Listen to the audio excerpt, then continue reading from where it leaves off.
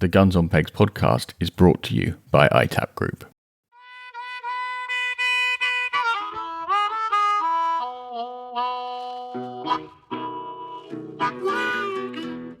Hello and welcome to the Guns on Pegs podcast. I'm George Brown. I'm Chris Horn. We're in the same room. Lovely. Which is unusual, but more and more common these days. Yeah, it's good. It's good vibes. And we were in the same field last week. We were. We said before, that was pretty warm. Yeah. I've slightly etched that bit from my memory. Disgracefully hot. But, as our first sim day for the Order of the Guards, I can't, apart from maybe it being 3 degrees cooler, I can't think of any way of improving it, really. Yeah, I'd take 10 degrees, but the Barney Stratton at Stockton runs a hell of a sim shoot, doesn't he?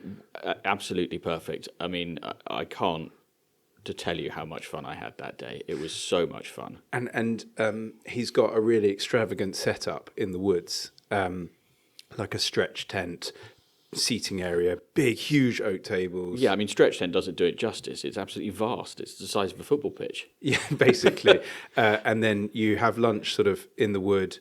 And there's teepees there that you can actually stay in, which, having stayed in a really grotty hotel the night before, we were absolutely gutted we didn't stay in a tent. Yeah, I think it would have been quite warm in the tents as well, though. Being around like the campfire late at night, who cares? Yeah, fair point. It was great fun though, right? It was fantastic. So much fun. And the reason we're recording this today is because I'm off for a week fishing from Sunday, off up to Scotland. Same place? Same place as always. So I've been watching the river gauge like a hawk. And how is it? It's a little bit low. It's been coming up today. There's a little bit of rain in the forecast between now and Sunday. I always say the perfect scenario is that it starts absolutely hammering it down around about Wednesday, the day before, the week before we go up. Okay. And then it stops around about the time I get to the House of Brewer on Sunday. So that the river's got time to come up, get dirty, and just start dropping away again. That's ambitious this week. Yeah, I don't think that's going to happen. I think the weather will be nice for entertainment next week. It's not going to be too hot up there. I think we're going to be okay. We're not. I don't think we'll have a bonanza, but we'll do okay. Good luck. I'm not going to say it, actually. I was going to say if I don't catch X fish, I shall be disappointed, but I should be very happy if I even see one. That's don't go near that sort of comment. Yes. Anyway, we're in the same room, which means we've got a particularly exciting special guest. Would you like to introduce our guest? Absolutely. So our guest today is a former Conservative Member of Parliament for Great Yarmouth, serving from 2010 to 2024. He served as Secretary of State for Northern Ireland, Lord Chancellor, Secretary of State for Justice, and Chairman of the Conservative Party. He was awarded a CBE for political and public service in 2019 and was later knighted. More importantly than all that, he's also chairman of the Country Food Trust, one of our favourite charities. So a huge warm welcome to the podcast, the Right Honourable Sir Brandon Lewis CBE, for your full title. I'm always slightly concerned what people have researched on Wikipedia and what I'm going to hear about myself. But I'll take that one. Thank you, yes. There's some fascinating experiences in there. Yes. It was an interesting cycle in the political world. Yeah, it was a fair few interesting jobs and some slightly surreal situations. Yeah, I think 2010. But you were local government before 10. Yeah, I did. I did 25 years elected by the time I finished in 24 because I'd done sort of 11 odd years as a local government councillor and council leader. As you say, a fascinating period. I've got no doubt that it's just going to continue to get more fascinating in sort of inverted commas. Fascinating is one of those words I use for negative and positive thoughts. It's like may you live in interesting times. Yes, exactly. Yeah, I do wonder sometimes if the current government looked at what we did after we'd done 8 years, our last few years, and then thought, well, we can do it quicker than that. We'll have a bit of chaos, and it's just like hold my beer, and bizarre. But to have been in government in an elected office for as long as you were, you must have really loved it. Yeah, I didn't stand in. I retired. I didn't stand in 2024, but that doesn't change. I was very fortunate. I enjoyed my time in local government. I enjoyed my time in Parliament. I had a really good cycle. I was very fortunate. I did sort of 10 continuous years in government, most of that in cabinet. Some amazing jobs, great experiences, some genuinely surreal in a positive way, as well as a few negative. It was a great experience. But these are chapters in life, and I had a fabulous chapter and different chapter now. Yeah, and I guess one that's maybe slightly freeing. Oh yeah. I mean, I in a number of ways. First of all, the downside is I didn't realise it at the time, but after I retired, I realised I'd missed 10 years of my kids' lives. Yeah, because I had fairly acute jobs between national security staff and policing and all those kind of things. So I never really went on holidays during that period because I was always fearful that if I'm on a ski slope at Christmas when there's a fire strike, that doesn't work on the front page of a national newspaper. So I just didn't go. I was in the sort of command centre through that period. So but when you're doing it, you're I was anyway, so focused on it that it's fine. So it's freeing. Also, I didn't really do much country sports. I didn't fish for that entire time. I think I went once. Wow.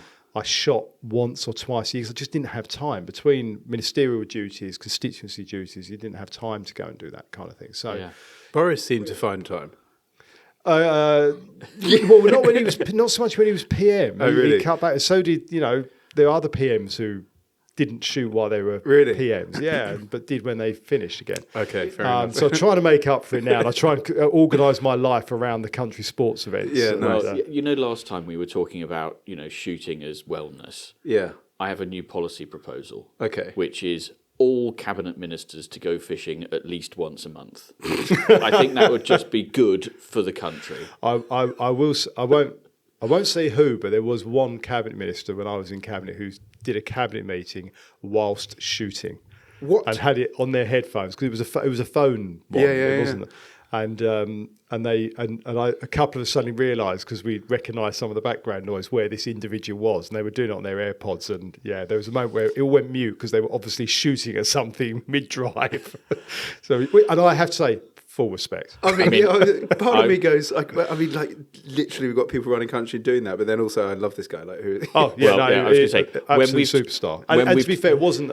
It was one of those things in the morning. We need to have a quick. Oh, so it wasn't like he just completely... Oh, no. It was just... But I love the fact that he was just like, okay, fine, carry on. This is what I'm doing today. So, exactly, yeah. I mean, when we've turned the mics off, I'm going to find out who that was. And then put a poster of him on the office wall. Anyway, I think we should all have a drink. Yes. Yeah. So let's start with you, Brandon. What's that you're drinking?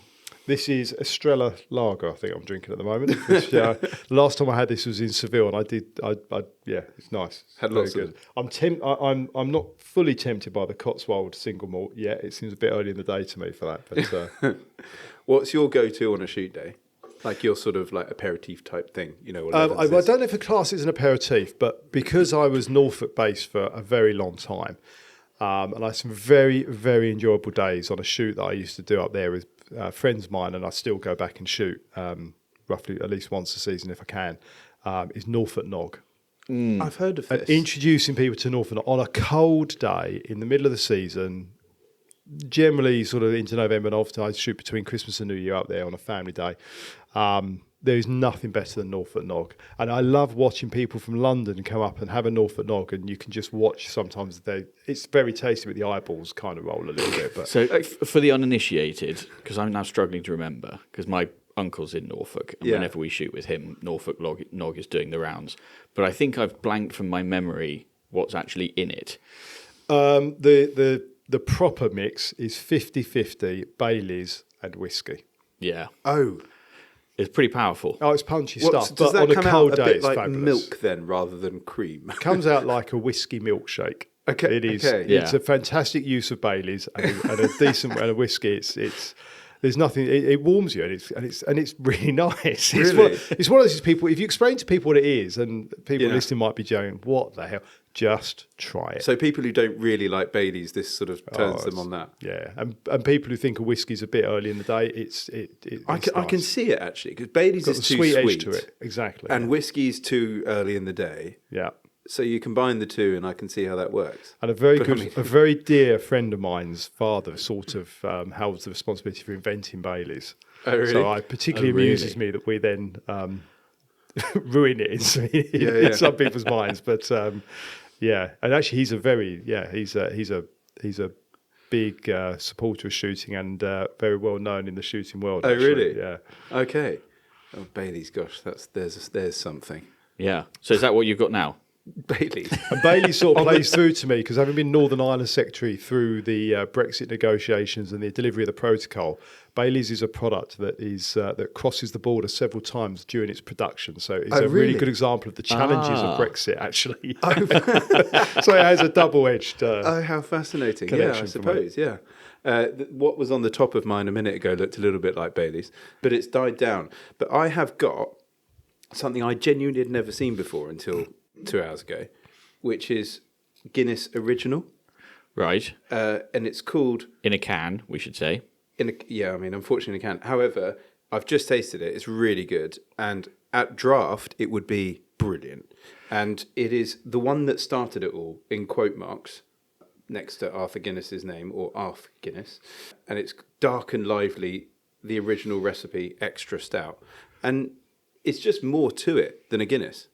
Okay, so it's got a bit more, it's just thickness, depth? Yeah, it's just a bit sort of punchier, heavier, but it's no more alcoholic. It's just quite a stronger taste. I'm now guessing, but I can imagine that they produced it and then thought, you know what would make this travel? Let's just dial it back a bit. And we'll make more money. There's a TV series, The House of Guinness. I've watched it, but I don't remember this bit. Well, I think that's sort of the original Guinness, and over the years they've developed because of taste. Because different countries have different taste buds. So chocolate in the UK is different to chocolate in the US because it's different taste buds. And it's one of the great things. The TV series there's certain inaccuracies in it because it's a TV series, but there's certain things in it that are quite fun. For example, on your can, which I can see sitting here, you'll see the harp, which is the opposite way round to the Irish harp. Oh, really? And the reason is Guinness was there before Ireland. So when Ireland took the harp as its logo, Guinness had already taken the ownership. So the Irish harp is had to be the other way around. The wrong way round. Interesting. I can't work out that House of Guinness TV series. I can't work out if it did a lot for Guinness as a brand or actually just was like, what the hell is going on there? I think it was good. I enjoyed it. It was enjoyable watch. I mean, it kind of like, how do they get around to making beer? Like, they just were too busy. Like, oh, yeah. I think it would be hard for Guinness to have, any better brand recognition. Yeah. At least in most markets. Yeah. I mean, their factory tour is just like one of the most impressive marketing feats ever. And it is a great product. Yeah. I mean, it is so good. Anyway, Guinness Original. Actually, so our corner shop here in Vauxhall is an absolute winner for drinks. They've got 5 different types of Guinness in there. Oh, wow. And they've got 2 brewed in Nigeria, 1 brewed in Caribbean, the normal Guinness and the Guinness Original. Cool. I mean, ridiculous. I don't understand why it needs it. I was in there just before this as well, and it is the weirdest selection of beers anywhere on the planet. Yeah. Because they're all sort of, reasonably well-known brand names, but just in weird formats. So I was looking at one lager or another, I can't remember what it was, and I was just looking at the back, and it said brewed for the Canadian market on the back. How weird. So I'm assuming, is there a strong Canadian... I'm assuming that some duty is to be paid on that. Yeah, exactly. Vauxhall flies below that radar. Yes. What are you on?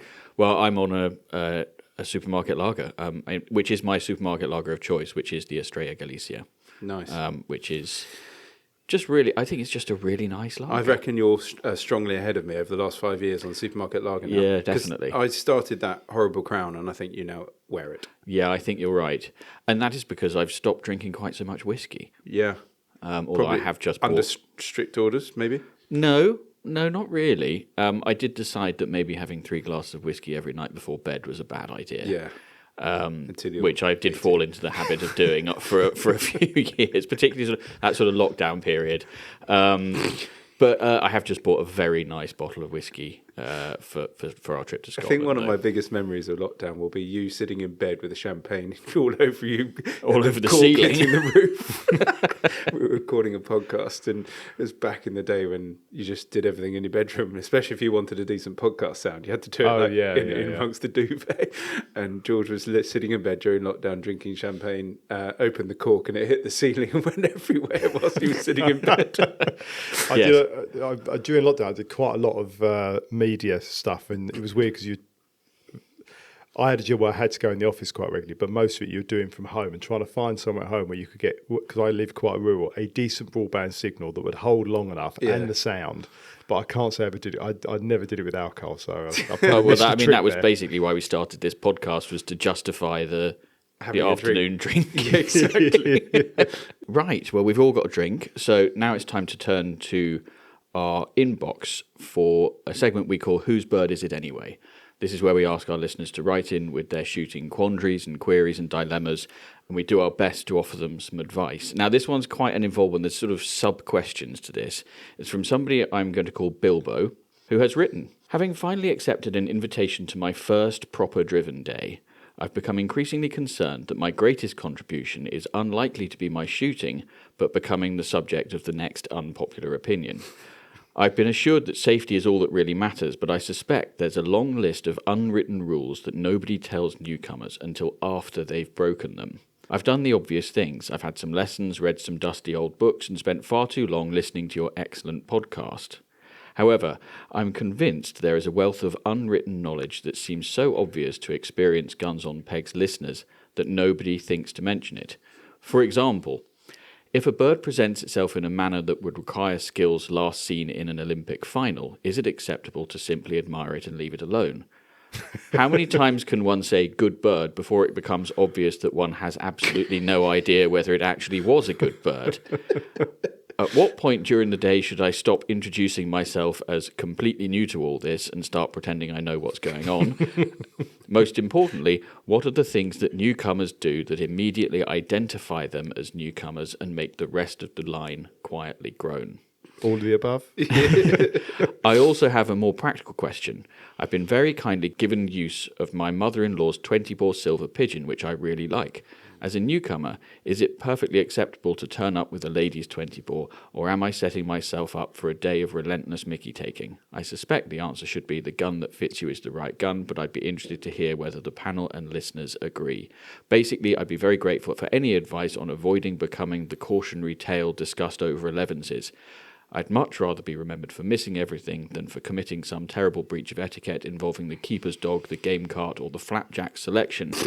Keep up the excellent podcast, and thanks in advance for helping a nervous newcomer avoid making a complete fool of himself. I mean, there's almost a series of podcasts in this question alone of what to do for newcomers. You know what? I don't think we've been asked a bunch of questions like this. Yeah.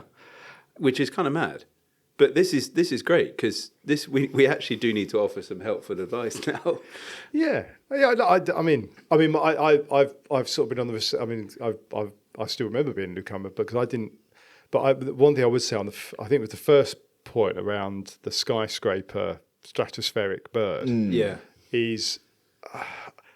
You're there to have fun, so just go for it. I mean, I have been called out for cowardice once, and it still haunts me a little bit that a good friend in one of my favourite shoots called me out for cowardice for being perceived to have left a bird that I thought was out of reach. So my view is just go for it. No, I've never seen anybody criticised for missing a high bird. Everybody's generally very supportive of having a go at everything. So, yeah, crack on, you know. Yeah. And you never know. You hit that high bird, you'll never forget it. Let's take them in order, actually, because I think this is. I just what's your view Brandon, on that? do you remember your first shoot day?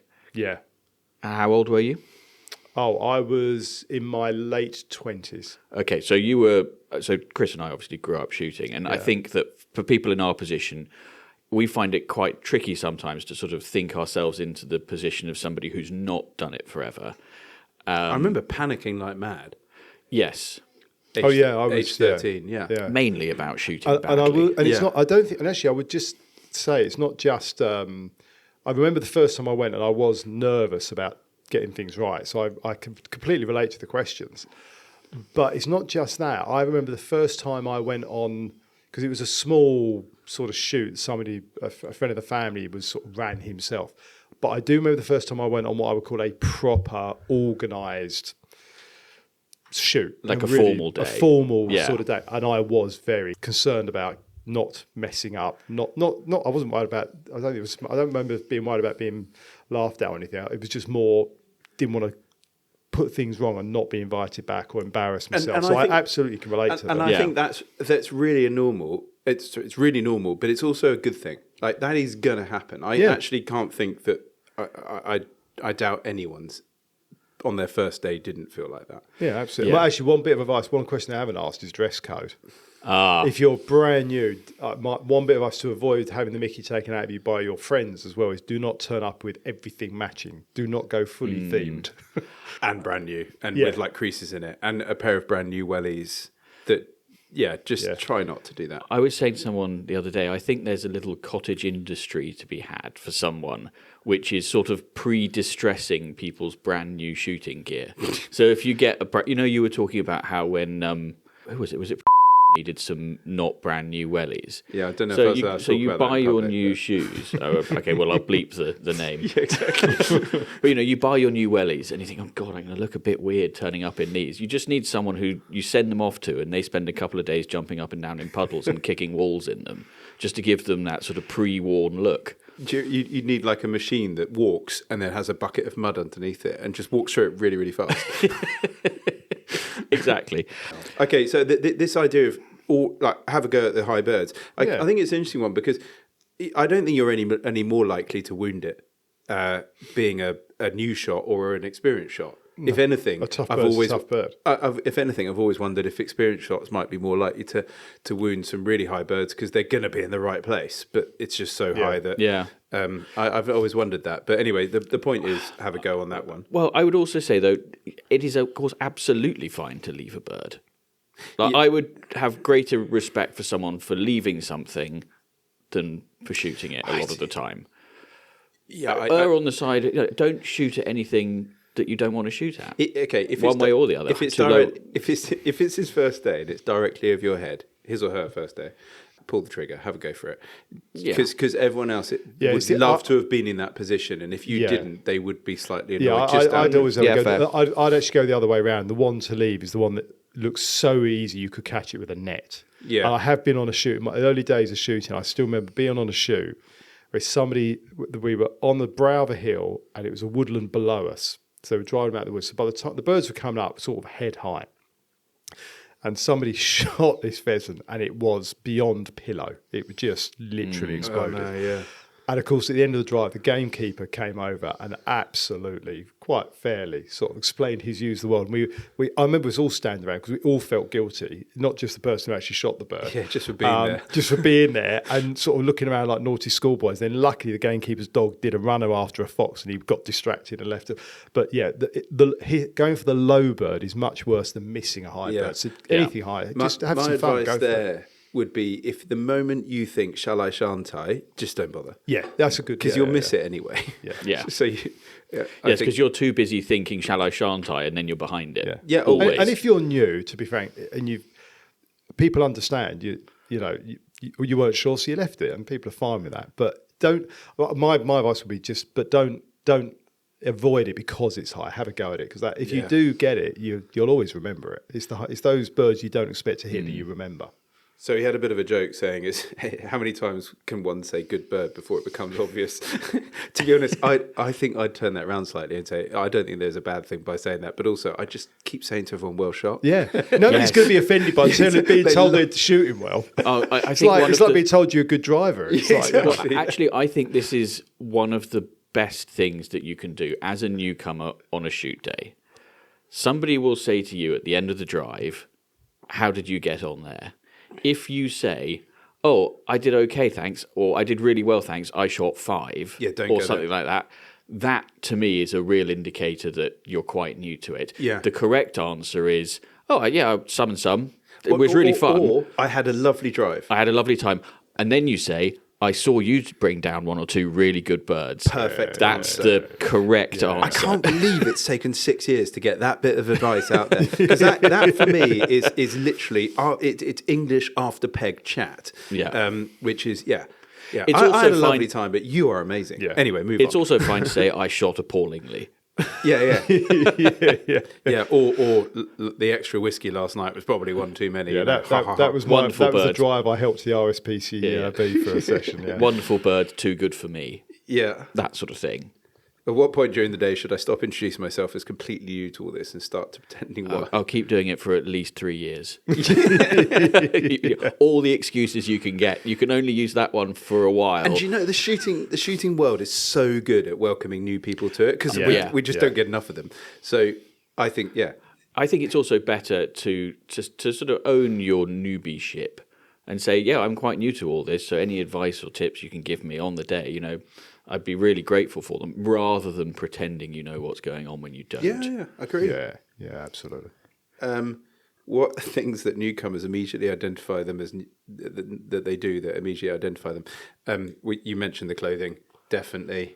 And I don't think it necessarily needs to be worn in. It's just don't have everything matching. Yeah. If you're walking into one of the London stores, you have a waistcoat that's not the exact pattern of the breeks or whatever. Just have a bit of Get one thing from each shop. yeah. Spread the love around. Yeah, exactly. Yeah, help the industry. There you go. I got another little thing.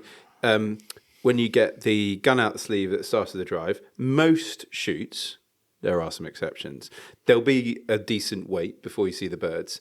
Just pop it over your arm. Don't waste all your energy standing there ready. In the ready position. In the ready position, which is what you get taught at playgrounds. Yeah, and so that's you get tired. Yeah, you get You could absolutely be knackered. some shoots you could be waiting a while. I tell you what, hey, just talking on the point of being tired with the gun, on the last drive at the sim day last week, in that 36-degree heat or wherever it was, I did that movement that weightlifters do when you take the bar up for literally shoulder pick it up and then go for the second movement to get it above your head. I did that with the gun in the grouse drive at the end. I was so tired.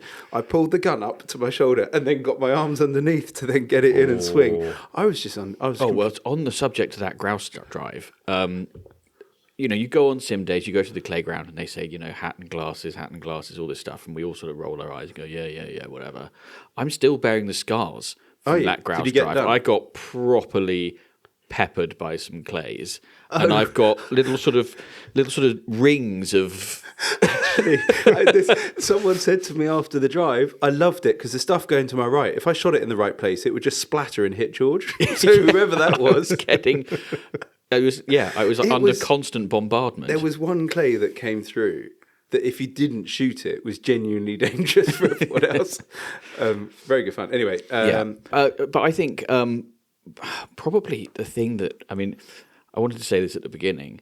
The very fact that this person has written in and asked all these questions is a really good sign. Yeah. And there's actually one other bit of advice I would give them as a new shot, actually to all shots. And I say this as the chairman of the Country Food Trust, is ask the shoot what they do with the birds. If you're shooting, make sure those birds are going into the food chain. Yeah, we'll definitely come on to that in a bit later on, but that's a really good piece of advice. The other one actually is don't try and pretend that you do know what's going on. If you don't understand something or you're uncertain, the best thing you can do is ask. Yeah, and actually, do you know what? Turn that, even as an experienced shot, asking the host or whoever is organising the day, if you've not been to the drive, tell me about this drive. What happens? Where are they blanking in? What do you know? And actually, it puts you in an enjoyable position to understand what the hell's going on while you're standing there waiting for half an hour sometimes. But actually, it shows an interest in the behind the scenes of the shoot. Okay, you've got Peters over there and that sort of stuff. I think that's something that shoot hosts should do anyway. But interesting. when we have guests at home, if I'm putting people on their pegs and they've not shot with us before, I will say, right, so there's a belt of trees there, there's a block of game cover behind it, they're going to squeeze these 2 fields in, and then they're just going to push it straight over the top. The birds will come mainly from directly in front of you, but early on the partridges might come from over there or over there, so have your wits about you. And I think that's just a good thing to say to people in general. Yeah. And just like a sort of talk me through this drive, what happens, how do you work it? Yeah. That sort of thing is probably a good question. What cover crops do you plant is a really good question that makes it sound like you really know what you're on about. I think it goes back to your point, Chris. Earlier on, my experience has been most people on shoots, 99.9% of people are on a shoot are there to have an enjoyable day. They're not there to make your day harder. So asking questions and being open about, look, I'm new to this, whatever, most of them would be more than happy to help you have a good day as well. Yeah, and there's nothing worse than someone new to it who then doesn't take an interest at all and sort of treats it. This goes back to the conversation we had about entertainment. If you're just there and you literally have no care, that's just such a horrible feeling. For especially if you're like a picker up or whatever. It's the continual gripe. Oh, I've got another bit of advice. Just if you put your gun in the sleeve after the end of the drive and walk off, which way too many people do, and I literally cannot get my head around it. Even if there's dogs everywhere and you're not going to pick your own birds, fine. At least say to the picker up, I've got a couple here, a couple there. And just try and look like you care about them all being collected, and they'll probably know anyway, but they'll appreciate you saying it, and then they'll say, "Oh, by the way, I got those two," or "I went for that one that went over there, and I got it by the way." And then you can be sort of happy in that moment together. And it's just little things like taking an interest. We're in danger of providing too many pieces of advice for it to be easy to digest. Yeah, true. But I think he's got his last question on the go. Well, so just very quickly. Final piece of advice. Talk to everyone. Headkeeper, underkeepers, pickers up, beaters, the person doing the lunch, the person handing around 11s. Talk to everyone because they'll all have a slightly different perspective on things and you will get a deeper understanding of what's going on and the effort that goes into putting on the day and all that sort of stuff. Yeah, really agree. Yeah, it'll make the shoot more interesting. You'll end up knowing a lot more about it. Yeah. Well, I've been here since, furniture was a thing and, Yeah. And this is actually what Find it used to be like. Find the oldest beater you can and talk to them. Exactly, yeah. Have you ever... I have not actually seen a female-specific silver pigeon 20 ball.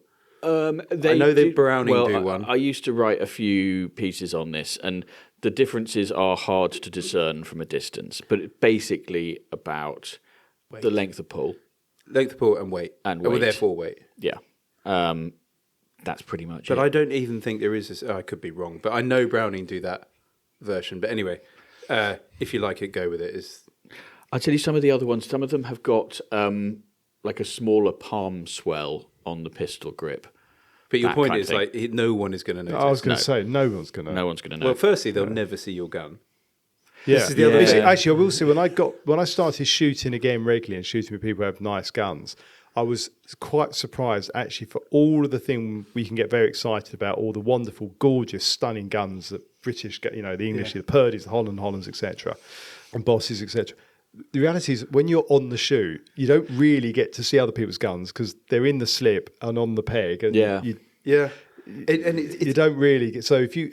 And one of the best shots I know shoots with one of the... Actually, the two very best shots I've shot with, one of whom... on a big day in Spain, shot 1.1. Oh, my goodness. Wow. Yeah, 1.1 over 300 birds to himself at 1.1. Shoots a gun he spent less than £1,000 on. And that's what he has shot for 20, 30 years, and that's what he shoots. And the second best shot I know shoots with a pair of 20-bore silver pigeons. Yeah. And he's one of the most elegant shots I know. I mean, if you're comfortable with your gun and it shoots well for you, it is the right gun. And therein lies, if the gun fits, use it, for sure. And he shouldn't worry about a lady's 20 bore because no one's going to know. And actually, to be honest, most people's knowledge of guns is so poor. Yes, that's also true. There's a saying in the sort of climbing world. They say the best climber is the one who's having the most fun.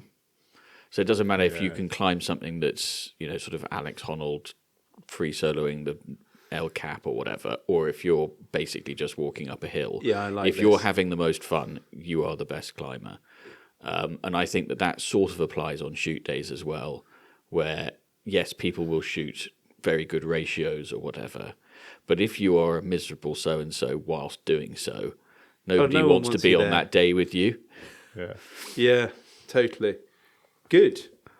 I really enjoyed that Good question. bit of correspondence. I mean, we gave some decent answers. Do you want to, if you want to rewind and listen to all again, if it's your first day, then by all means. Yes. And there's more. If someone wants to send in a letter with a load we missed, by all means. Oh, yeah, definitely. So should we have an unpopular opinion? We will. This one comes from someone that we should call Otto.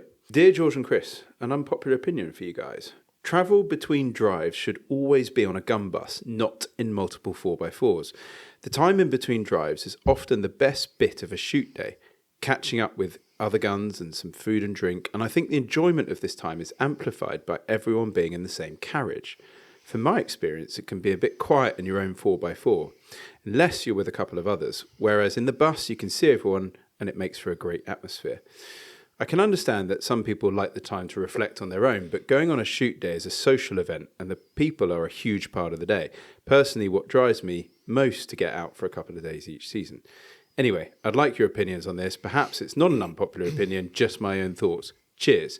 I meant to go and look in the census. Oh, yeah, I think it's pretty close. I think we memory. used to ask shoots, do you travel in 4x4s or with a gun bus? And that was really close. I think we also asked guns, which do you prefer? And if you give me about 5 minutes, I could find it, but maybe I'll drop it in the next episode. Well, I'll tell you what, why don't I ask Brandon what he thinks, and you can see if you can look it up in the meantime. So, yeah, I'll give you a political answer here because I lean towards Otto in that I like the gun bus and the camaraderie of the gun bus.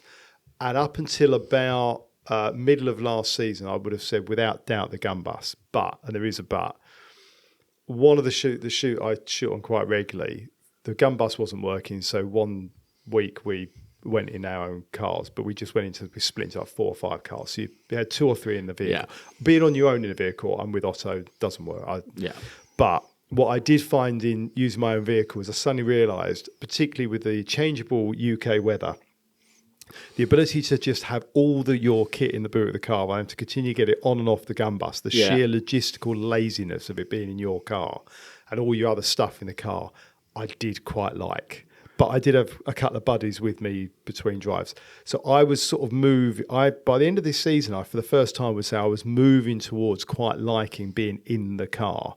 But the camaraderie of the gun bus is fun and it is part of the day. Yeah, I think that we have to accept that, barring a few extremely luxurious gun buses that I'm aware of, and actually we did an episode where we talked about they this, can be about a sort of crazy one. hemorrhoid-inducing experiences. They can be, they can be quite a bleak place to be, and often there's sort of 4 dogs, at least one of which will try and climb on you.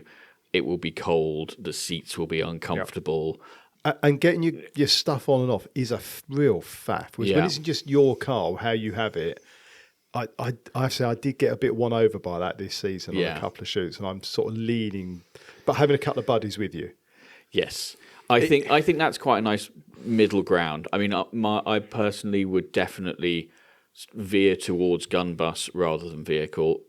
We made that change recently on our family shoot a couple of years ago. We got a gun bus, and it has been really good fun.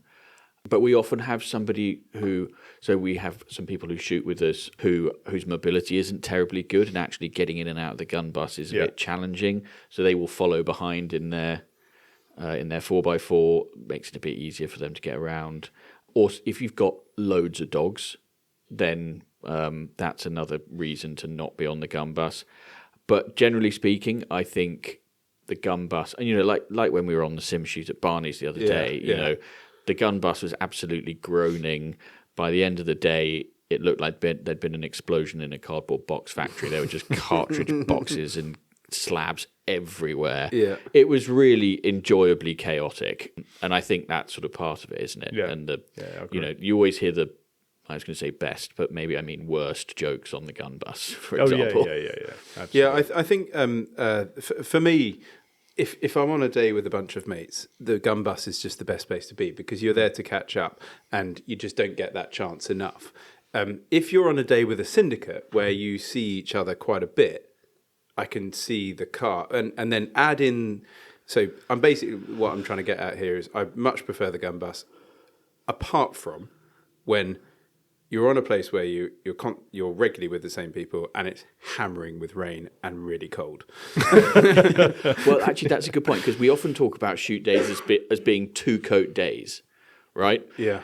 Which is fine if you're travelling around in your own car. Yes. But if all 8 guns plus associated hangers-on have all got 2 coats, then it's not so much a gun bus as a travelling wardrobe. And like, how do you get all that kit on the gun bus? Yeah. You know, you kind of have to have your own vehicles at that stage if you want to be able to do that. Another thought for you, though.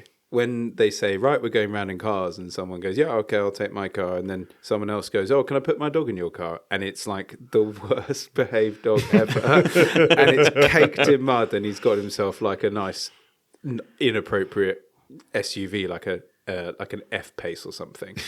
With white interior. And then the dog's like straight onto the back seats from the boot, caked in mud. I mean, that always does make me laugh. Yeah, I did. I was on a shoot once with some friends and colleagues who I won't name, but I think you guys will know. And over the dogs, they both had their dogs in one of them's car. And the following morning, they slept in the car overnight. And the following morning, one of the dogs had a bad night. Oh no! Oh no!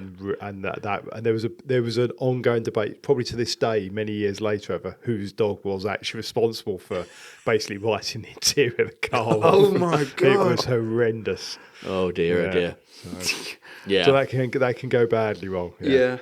And the other excuse from shoots, having been on various phone calls over the last 20 years, certain places the topography just doesn't suit a gun bus. And it's just too dangerous. And I find that quite a few, like Devon and Welsh shoots, often don't have. Yeah, one of my favourite shoots doesn't have a gun bus because the topography and the logistics, it just doesn't work. Yeah. You see, but what we always do is decant into 4 cars, so there's always 2 or 3 in every vehicle, so you get a bit of the camaraderie still. And we tend to have almost an 11s after every drive on that shoot as well. I think there's just too many. I say too many to remember, which probably means a couple of people who like being in a car on their own, and they end up being on their own, and they're the sort of people that sit in their car during 11s. And I feel like they should just give up. Yeah, then why be there? Yeah, just go to a playground on your own. Like, what's the point? Yeah, I completely agree. Yeah. And it's those people that are often the most vocal about, oh god, the gun bus, and it's like, where did that come from? And they're dressed head to toe in a designer outfit of some description. Most likely to complain about the pickers up, or that they didn't get enough shooting on the second drive, or whatever. Yeah. They can all stay at home. Okay, right. We don't do shades of grey on this podcast, so one word: gun bus or car. Chris. Gun bus is 2 words, but I'll take it. It's hyphenated. Gun bus. If I had to choose, gun bus. Okay, and I'm the same. So that is definitively not an unpopular opinion. Yeah, that's official. In a future pod, I will find out what the community thinks. It was definitely in a census somewhere. Oh, yeah, I remember it being there. Okay, good. Right, so one last piece of correspondence then, which is actually an update. Listeners will remember that a few episodes ago in the marriage and career counselling episode, it just strikes me from that, we're wildly underqualified. But anyway. Does sound like dangerous ground already. We had some correspondence from a gentleman in the United States who was complaining that despite working his gun dogs, cleaning his riding tack and whipping in on the local hunt, his wife resolutely refused to take up fly fishing. We suspected that Iago, as we called him, didn't know how good he had it. Anyway, we've had an update from Iago's better half. John Henderson, who's the guest on that, actually requested that we hear from her, that she get in touch to explain why she didn't want to take up fishing. And we have an answer because Emilia, pseudonym, has been in touch. She has written, "Greetings from the far side of the pond. I write in response to a recent podcast in which both my passions and my shortcomings were thoughtfully discussed, prompted by a letter from my husband. I must first confess that I knew nothing of the letter before hearing it for myself, though I was deeply touched to discover how closely he sees and appreciates all I do to shape our outdoor adventures together. As for the question of fishing, I have reflected on it often. Most people I speak with seem to fall into one of 2 camps. They either adore fishing or dismiss it as unbearably dull. Those who love it rarely explain why, beyond the simple satisfaction of eating what they catch. Yet I have always viewed fishing, and indeed many outdoor pursuits, through a different lens. Fishing feels to me like a solitary contest, one soul against the wild, each creature attempting to outwit the other. It's a quiet game of instinct and patience. The fish seeks a meal, so too does the angler. There is a beauty in that stillness, certainly. To stand knee-deep in moving water, wrapped in birdsong and wind, is a peace I understand and deeply admire. But when I step into a field sport, I seek something more than solitude. I seek partnership. Working alongside hounds awakens a feeling I struggle to fully put into words. Together we move with a shared purpose, not bound by language, but by instinct, trust and eagerness. We weave through bramble and thicket as one, searching, listening, learning from each other with every step. The hunt becomes not a contest of man against nature, but a collaboration within it. And when the day is done, there is a quiet celebration in that companionship, a mutual understanding that we've worked side by side toward a common goal. That's why these field sports call to me so deeply. Though my hound and I are different creatures entirely, we meet in the same current of excitement and devotion to the work. There's something profoundly moving in sharing that purpose with another living being. I hope this offers a clearer glimpse into why I chose the paths I have, and perhaps in sharing my perspective, others within the outdoor world may feel inspired to look at these pursuits through a different lens, to try something unfamiliar and to discover the beauty not simply of competing against nature, but of working in harmony with another creature within it. I greatly appreciate your discussions and reflections, and I look forward to hearing from you again. Cheers, Amelia. That's someone's wife. I mean, I should just give up now. I'm literally never going to write something as beautiful as that. It was very well written. But yeah, I mean, how on earth somebody is mad enough? I mean, in government, that would have been a classic. That's brave, minister, to write a letter criticising in any form your other half for not being interested in one part of all of your endeavours. But then to have a partner who is prepared to writing something so well thought through, so well written, he does not deserve to still be married. I find it astonishing that she's putting up with him, daring to question her in the first place. I mean, she's definitely got her reasoning, hasn't she? God, yeah. Yeah, I mean, honestly, that is some of the most... I read a lot of writing, one way or the other. That is one of the most beautifully expressed It was so well put. Yeah. Yeah. Not just beautifully expressed, it's a very good argument. And do you know, the first thought I had when I looked at that was, this idea, you see in the Daily Mail, rich toff blast pheasants out of the sky, whatever it might be. That justifies so much more about why people really enjoy shooting. And when someone says to you, why do you like shooting so much? And you go, I can't really explain like all the different sort of various weird reasons. A lot of them she just explained. Yeah. Yeah. Actually, it also fits. A really good friend of mine who doesn't shoot very often always says to me, I don't really like the shooting that much. It doesn't bother me. But I love being there in part of the day. It's the experience, the event. But also the other thing, I mean, I fish occasionally. I'm a very, very, very bad fisherman. But actually, the flip side is that she highlights quite rightly, fishing is a more on your own thing. And actually, when I do go fishing, and very luckily I was invited to fish recently in Wiltshire for the day. The nice bit is you're generally somewhere your mobile phone doesn't work. Yep. You're on your own. That peace and quiet, for me, standing there with a fishing rod and a cigar, that few hours is absolute bliss. It's almost the antidote to shooting. Yeah.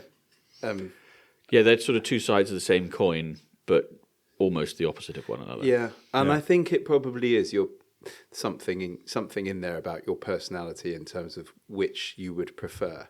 There's probably some sort of link there to the way that you are as an individual. Well, I thought what was really interesting about this is that for Amelia, what she's saying is actually it's not about people at all. It's about working with her dogs. Yeah. And actually, I think a lot of pickers up or people, or you've said similar things about working Cora on a shoot day. Yeah. That bond and working together with, I think, what did she say? Working in harmony with another creature within nature is... It's beautifully written. But also, when my wife comes on a shoot, particularly on my days where we take the dogs, the bit she enjoys, apart from the company the bit we often forget with shooting, I say to people, is whether it's shooting or fishing, you get to spend time in parts of the countryside you would never otherwise see. And I've seen some stunning scenery. I've had days where I've shot atrociously badly, but had a fabulous day because of where I am. Yeah. But it is seeing the dogs. And actually, for all of the times I remember a bird that I somehow managed to hit that I probably didn't deserve to, the most abiding memory I have from my entire time in shooting was a bird my dog picked up. Oh, brilliant. Yeah. Yeah. There is something about, I can relate to that, something about how working the dog, and somebody I know really well in Norfolk has stopped shooting because he realised what he enjoyed was working his dog. So he now goes and just picks up instead of shooting because that's the bit he loves. Yeah. There must be so much sort of caveman link going on here, subconsciously. I think the bond with humans and dogs and hunting with dogs in whatever form is, deeply primal, deeply primeval. That was where that bond was created, really, that collaboration. So, really ancient stuff it's talking to. All I can say is thank you, Amelia, for getting in touch. Yeah, great letter. Fantastic letter.